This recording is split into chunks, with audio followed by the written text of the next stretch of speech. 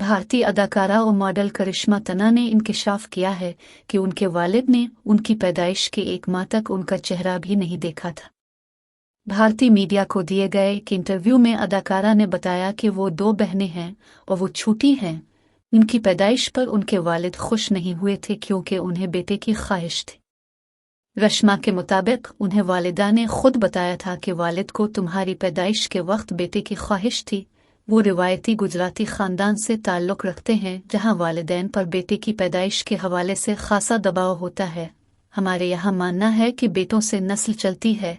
बेटे वालिदैन को कमाकर खिलाते हैं और बेटियों से बेहतर होते हैं।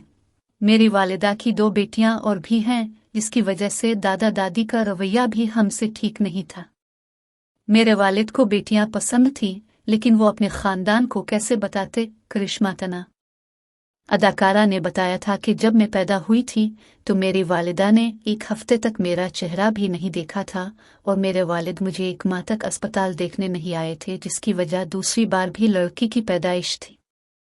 करिश्मा तना ने कहा कि जब मेरी वालिदा ने मुझे बताया तो मेरा दिल टूट गया था, इसलिए नहीं कि मेरे वालिद को मुझसे मोहब्बत नहीं थी, बल्कि इसलिए कि उनकी दूसरी औलाद भी लड़की थी और फिर वालिद पर बेटे के लिए ख़ानदान का दबाव भी था, जिसकी वजह से वो मुझे देखने भी नहीं आ सके थे।